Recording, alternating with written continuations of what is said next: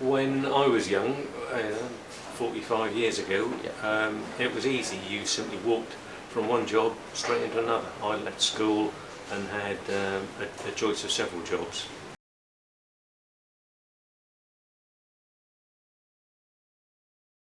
Is that we lobby government, and that's the number two very important aspect, because small businesses have a voice. It's just not one voice of the small businesses. As collectively, and we have over 200,000 members, we have a regional voice, national voice, literally from Scotland, Northern Ireland, Wales, that represent the small businesses in government.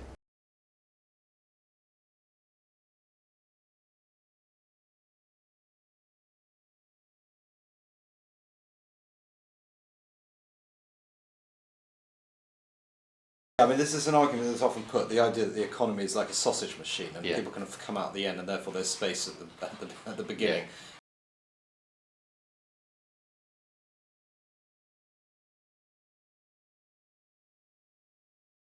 It's not easy because no one wants to offer you anything really. What do you think that is? I'm not sure. Like they say they want experience, but you can't get experience without doing the job, if that makes sense. Yeah. I think it's partly down to laziness and partly down to world affairs. Go on to laziness. What do you mean? Like just people not?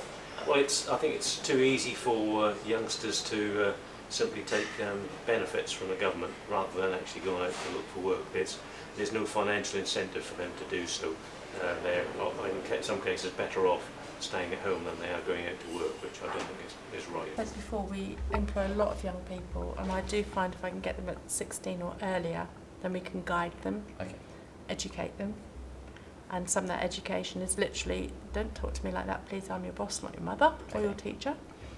And if they take that on board, then we go forward. If they don't take that on board, then it's usually the highway for them. Okay. Okay, but there's most of our workforce in the front of house department are young, Okay. under 25. I would add to that as Yeah. well. And they're really good. If they take on the training and they take on the experience of other people who have been in the job for a long while, they will progress. If you come to a business with the attitude of I know best, that's never going to work, and that doesn't matter what field you go into.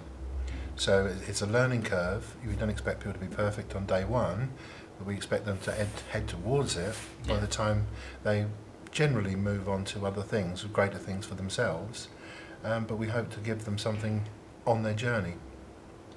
What is actually being done to help young people get into work? Is there anything more than that?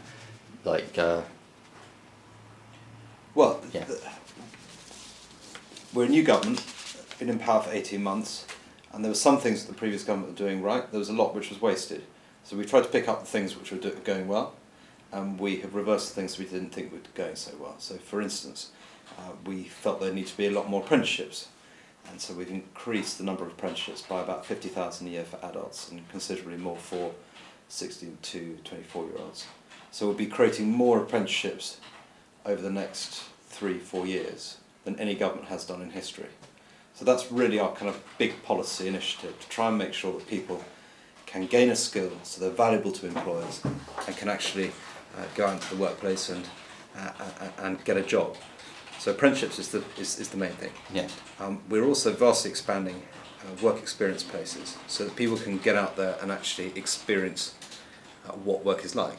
Do you think even with your qualifications,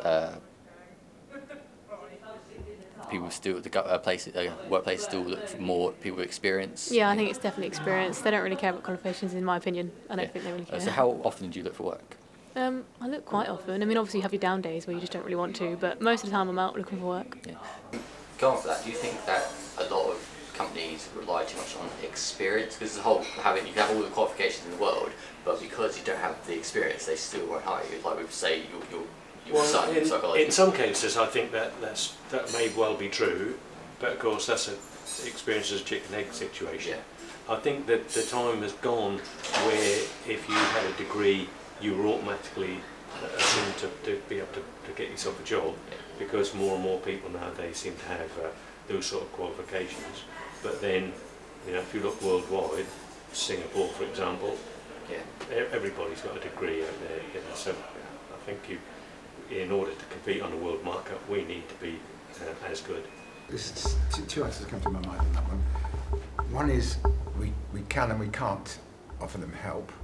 Secondly, you said it quite correctly, those who are willing will go a long way. I'll give you an example. A personal example, I run a family business.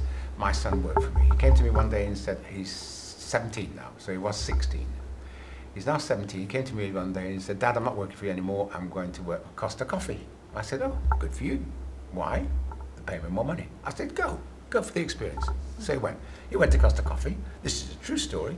He was in Costa Coffee, and then the next thing is he heard the job at Morrison's. Wow, Morrison's. So he says, Dad, I'm moving on to Morrison's. Now, there's something missing in this. What was the key? The fact he was employable. The fact he had a job as a 17-year-old, he was employable, and employers will immediately be attracted. So what we've got to try and teach our children, because I've still got young children, is become employable and show respect. Yes. And then you're on to a winner, and the world is your oyster. Because of whatever reason, and it's the something like stacking shelves, something like that, just for an example. Just like Because you don't have experience. Yeah, but it's often used as yeah. an excuse, isn't it, by Yeah. employers? So there are lots of different reasons why they might say that. But yes, when you've got a very competitive labour market, so you've got lots of people trying to go for a few jobs, Yeah. of course they're going to go for people who have got experience, even if it's in relatively simple tasks. Yeah. So that's the nature of the world at the moment, given the fact the economy recovering from a major recession, battered by this appalling Eurozone crisis, which is the most serious since the Second World War, it's going to be tough. So what we've got to try and do in government is to create as many opportunities for people to be training, to get experience, so that when the recovery picks up, as it will, and as the economy starts to expand on a sustainable basis, that people are ready to enter the jobs market and they're skilled up to do it. So it's about kind of building up that potential and that capital. What I will also say is that what employers will say to anyone who cares to listen, and have said to me enough times, is that many of the people who are coming to them don't have basic numeracy and literacy skills. Okay, Right? yeah. The schools have not done their jobs. And that is something that we're trying to fix, but again that will take a long time. Trying to improve standards of teaching, especially for the most underprivileged, is one of the core missions of this government. Both parties are completely committed to it, but it is going to take a generation to turn it around.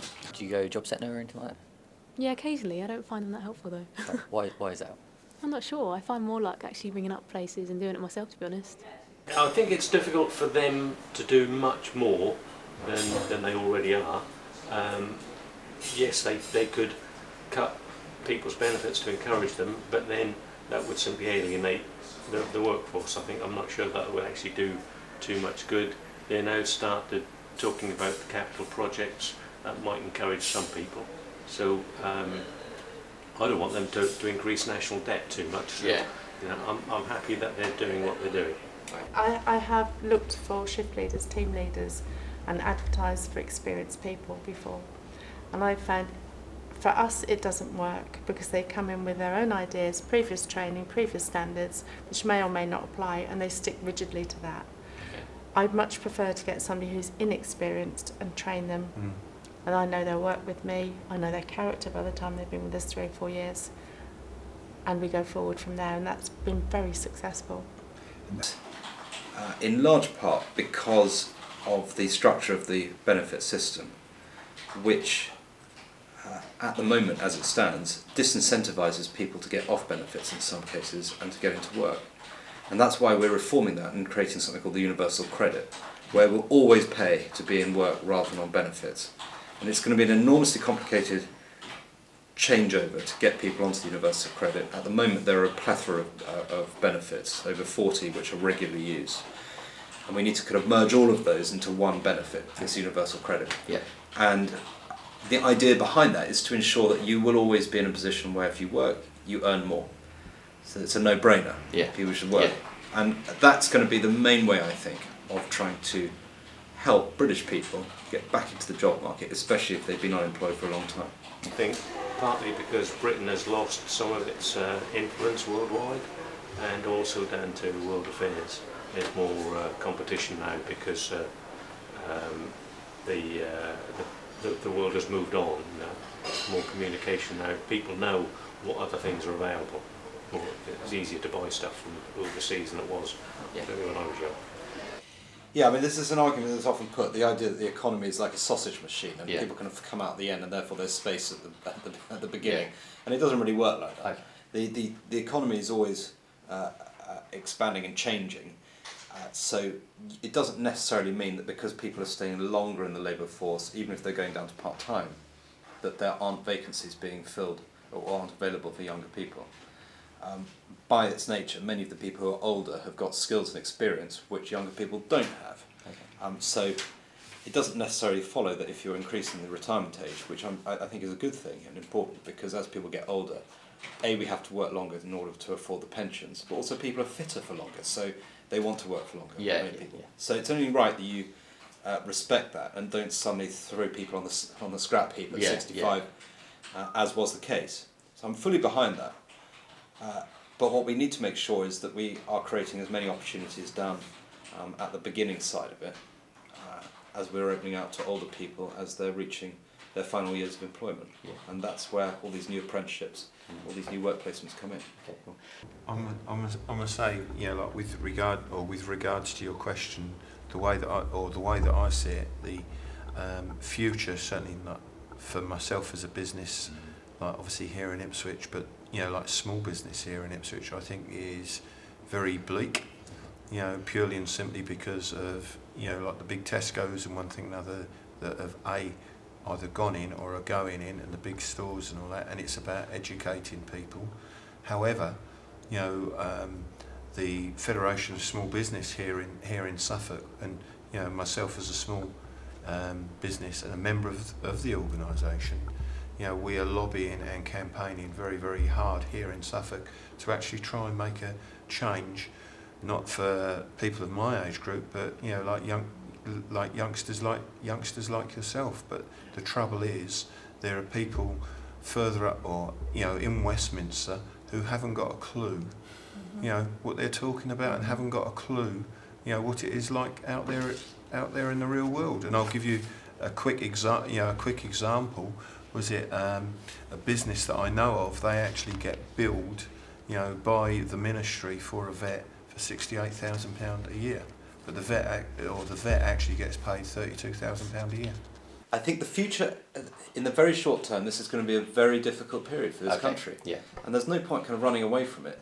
We are recovering from the biggest recession we've ever had since our modern democracy was born, since the universal vote was brought about. This is a huge challenge to us. And our whole economy is having to change. We're having to pay off more debt than we've ever borrowed as a country, We're also having to rebalance our economy back towards manufacturing and the private sector, away from credit and away from the public sector, which is unsustainable. This is a huge business. And in the midst of all this, whilst we're undergoing all this extraordinary change, we have the biggest financial crisis in Europe since the Second World War. Okay. So this is going to be difficult and very challenging. But the flip side for young people locally is that the opportunities are greater now than they've been for a long time.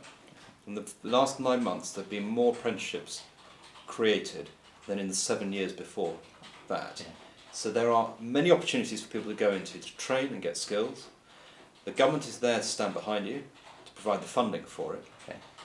And hopefully then when the recovery picks up and the economy starts to expand and jobs start to become available, that will be the point where you'll be skilled up and ready to enter what I think will be a very exciting phase in our economic history.